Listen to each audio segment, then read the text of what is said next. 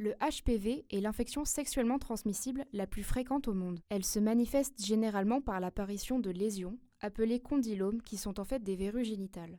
Les papillomavirus se transmettent lors de rapports sexuels, avec ou sans pénétration, par contact direct avec la peau, mais aussi avec les doigts. Il peut ne pas y avoir de symptômes, mais on retrouve souvent des verrues sur les sexes, l'anus, la gorge ou simplement la peau.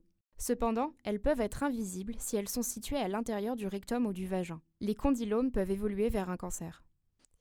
Il est possible de traiter les lésions en les brûlant avec de l'azote liquide, mais aussi par chirurgie ou laser. Le traitement diminue la transmission et les risques d'évolution en un cancer.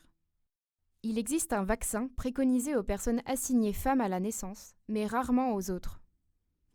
Le préservatif protège, mais peut ne pas suffire. Il est important de se faire dépister régulièrement. Les lésions externes se dépistent par examen visuel dans un cégide. Pour les lésions internes, il faut aller voir un ou une proctologue ou gynécologue. La chlamydia est l'IST la plus fréquente chez les jeunes. La chlamydia se transmet lors de rapports sexuels non protégés, par pénétration anale, fellation et anulingus. Souvent, il n'y a pas de symptômes. Cependant, on peut observer des démangeaisons, des picotements, des saignements ou écoulements au niveau de l'anus ou de la vulve, une sensation de brûlure en urinant, des douleurs en allant à la selle ou lors d'une pénétration.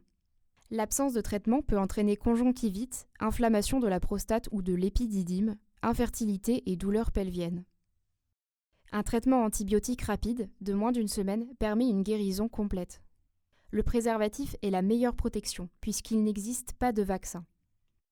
Le dépistage se fait par test d'urine ou par prélèvement dans la gorge, l'anus ou le vagin, en cégide ou en laboratoire avec une ordonnance. Le méningocoque C n'est pas une IST mais un germe.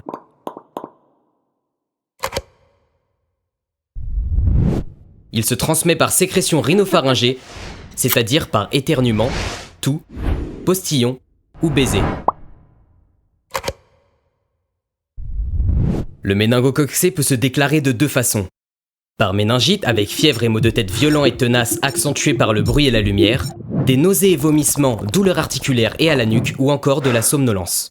La méningite peut entraîner des séquelles permanentes comme la surdité, la paralysie ou l'arriération mentale. La méningite est mortelle dans 50% des cas si elle n'est pas traitée.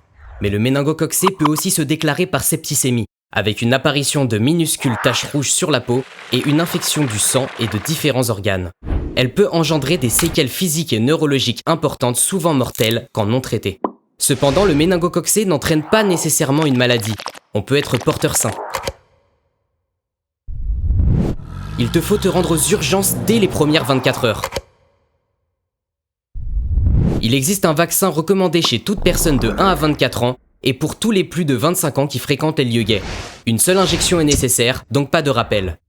Le vaccin est remboursé à 65%, on peut le trouver gratuitement dans certains centres de vaccination.